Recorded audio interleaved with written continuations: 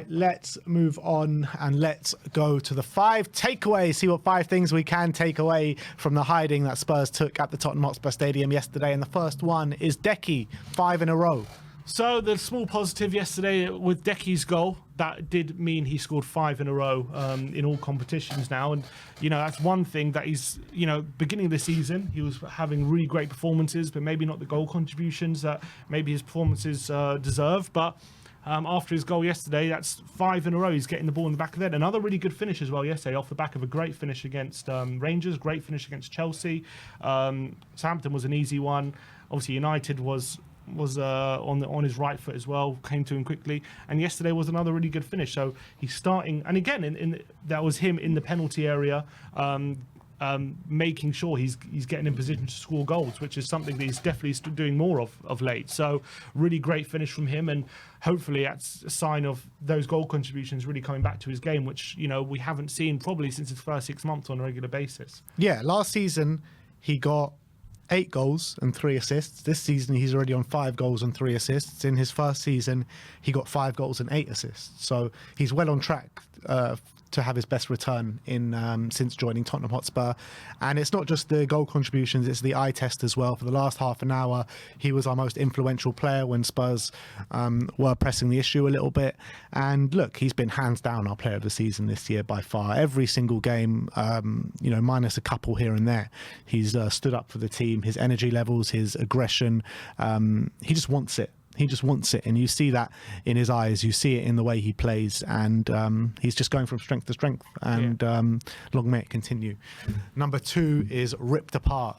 Yeah, and I mean, there's no doubt about it. Tottenham were completely ripped apart yesterday, but the stats are pretty staggering when it comes to how bad it was. As you say, I said 9 big chances, but you're saying it's 11 now. That was on SofaScore yesterday, which is, I think, the highest total in the league in a single game. Liverpool had 5.63 XG this season, which is the second highest total in a league game this season. I think first was... I can't remember now off the top of my head. What's the stat you're talking about? XG in a single season. In a game this season. I think that Liverpool, that's the second highest total in a game this season out of anyone in the Premier League. So we really struggled to kind of contain them massively. Obviously, you look at the goals from Salah, they were both of them were pretty much on the line. McAllister's goal was right close to the goal as well. So those are really, really high XG chances. Of course, they had, Szoboszlai missed an open goal as well when he rounded the keeper, and Diaz had a chance where he lobbed Forster. Those were big chances as well. So look, Liverpool just had chance after chance where they got in on our goal, and it was quite... Look, as much as we were all over the place, Liverpool completely took advantage of it and completely ripped us apart. I think the stat is we've had about, I think, between 50 and 60 shots on our goal in the last We'll get into that. We'll get into that. Sorry to jump in the gun there. Sorry for jumping the gun. But yeah, we got opened up like a hot knife through butter. It was a really hard watch, and conceding 4.6 XG at home is not good enough to anyone. So yeah, that's that. Number 3 is Szoboszlai dominates. Yeah, and I think he was a real difference maker in that middle of the park, because Liverpool kind of started the game, obviously no Núñez or Jota, so didn't really have a natural number 9 there, but I felt like Szoboszlai kind of filled in that role in the number 9, in the kind of false 9 position yesterday, and they were clearly targeting him in the air, clearly targeting him to feet in that space he was occupying as well. And I think aerially for sure they targeted him, and they got 2 goals from it. The first one in the box, he bullied Gray and Spence in the box, and obviously that came to the McAllister with the goal. They set the third goal just before half time as well, targeting him again in the box. Dragshin missing that header. You can't miss that header, and it led to Liverpool scoring the third goal. So he was one which hit that aerial dominance from him. He actually won 3 of his 2 aerial duels yesterday, Szoboszlai, which shows he didn't lose an aerial duel. And obviously Dragshin lost 2 of his 3 aerial duels, and both of them were really, really costly in the game. And I think that tactic from a slot to aim for Szoboszlai in the air worked a treat for them. Yeah, and it was the most dominating performance I've seen Szoboszlai have in a Liverpool shirt. We just couldn't handle him, and it was also a circumstance of the space that we allowed Liverpool to have, not just by him, but by players that were able to ping the ball into him, like Trent Alexander-Arnold. So yeah, I think that it was his best display in a Liverpool shirt, but we were definitely willing participants on the day as well. And also that fifth goal, the way he strode past Gray, I just couldn't get near him. Yeah. Number 4 is December Nightmares. Yeah, and look, December has been definitely, in terms of defensively, a bit of a stuff of nightmares for Tottenham in terms of the Premier League. In 5 games, we've conceded 13.5 XG in December, which is a average of 2.6 XG per game. And just to see the difference, before December, Tottenham were averaging 1.2 XG against per game. So there's been a massive drop-off when it comes to defensive stability. Obviously, there's no coincidence. We've lost all these players. Also, Bentancur's been out as well, so Basuma hasn't been able to rotate. Sar's pretty much playing every game. We've had Gray and Dragusin for a lot of it. We saw Romero, and we had Romero and Van de Ven for a good 5 minutes or 10 minutes against Chelsea, and that's all we've seen from them. But and also, yeah, and obviously Spencer's come into the frame a bit, but obviously Doggy also picked up an injury. We've lost Vicario in that time as well. So that has led to this massive drop-off. But it's there for all to see. In December, 2.6 XG a game. That's nearly 3 a game. That's completely unsustainable. Of course, you're going to be losing games and dropping points when you're continuing that level of chances. But and you'll say it's circumstances, but the proof's there. 1.2 XG before that. So with these circumstances, clearly there's been a massive drop-off. But is on Ange to change it? There you go. Yeah, and he's not doing that. And if you look at the number of goals, because cast your mind back before December, we were talking. You were probably doing takeaways saying, "Oh, we've only conceded the second least or the third least or whatever it was in the league." And now, in terms of where we sit for goals conceded in the league, I think we're about 7th or 8th or something like that. We've conceded the same amount of goals as Manchester City. But is that not City. proof of what Ange is saying? Is what proof that that because of the defensive frailties and injuries that we're conceding a lot more goals. Yeah. It's clear to see that we're suffering because of the injuries. We are. There's no doubt about it. But even before the injuries, we weren't exactly getting consistent results in the league. Not results, but performances. Defensive performances anyway were better. Yeah, they were. They were better. They were better, but still not great. I still think we were conceding. We were one of the lowest XG against in the league. But we were still not getting consistent results though. No, but defensively, we weren't conceding the level of chances we are now. Yeah, it's true. And I said it is. And I said the injuries are definitely hurting us. There's no doubt about it. Of course they are. No team in this league will be able to have it not affect you when you've got all those players out. 2 top choice centre backs, top choice goalkeeper, right backs and left backs that have been out of sorts because of the amount of times that they're playing and being overplayed. And a doggy's been injured. Yeah. So look, there's no. And Bentancur as well. I agree. There's no team that can handle the amount of injuries that we've got. But I think other teams' managers will probably make kind of changes tactically to try and stem the tide a little bit that Ange isn't able to do. Potentially, yeah. You could argue that. Yeah, they probably would. But would they even? But the thing is, would that guarantee results? There's no guarantees. It wouldn't guarantee results, but it maybe gives you a little bit of a better chance. Maybe, yeah.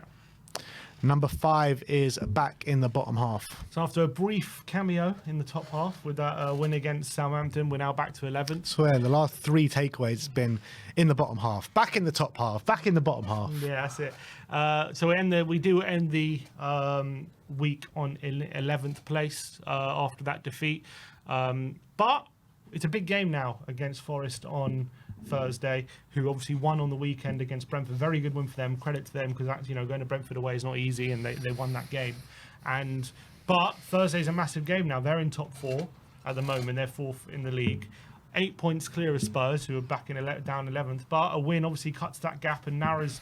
That would narrow the 4th to 10th place to 5 points, and that could be quite significant going to the second half of the season and keeps everything open. So there's a massive chance for us to Thursday to close that gap. We need to get a result, but yeah, at the moment we're back into 11th, and it's not a great position, obviously. We are closer actually in terms of points to Everton and Crystal Palace than we are to Nottingham Forest. Well, yeah, we're 7 points away from Everton. 7 points and 8 points away from Forest, yeah. Which is madness. It's absolutely madness. We're nearly halfway through the season, and we're closer to 14th and 15th than we are to 4th. Yeah. No, it's not good enough, of course. And look, Nottingham Forest is going to be a really, really hard game. They're on such great form at the moment. 4 wins out of 5. Nuno's doing an unbelievable job there to get Nottingham Forest. Nottingham Forest are in the top 4 nearly halfway through the season. Yeah, it's an it's unbelievable, and they're a really hard team to beat.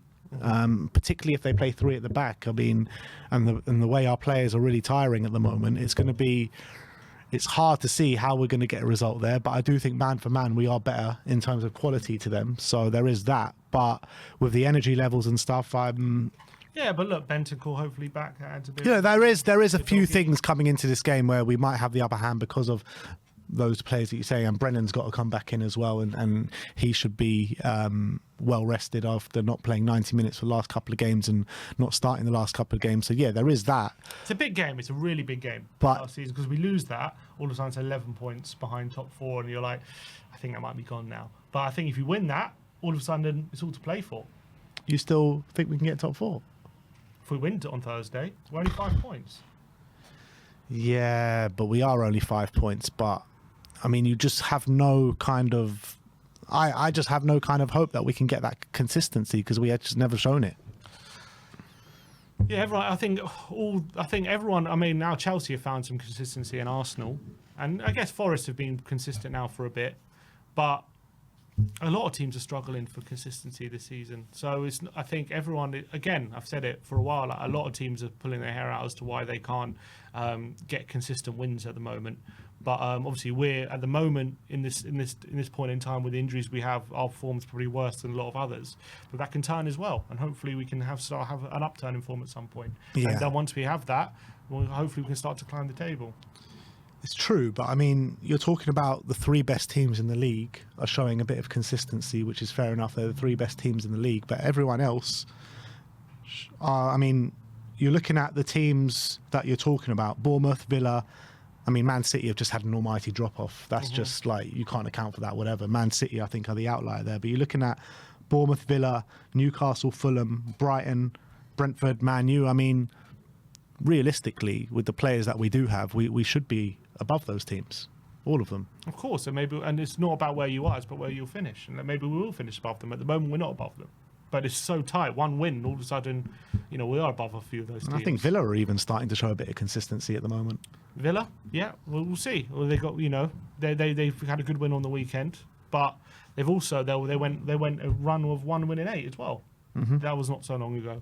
So they've turned it around at the moment, but we'll see if they can, how they can keep up. But in terms, look, if we win on Thursday and the gap is 5 points, you can't tell me there's no chance, because it's 5 points with half a season to go.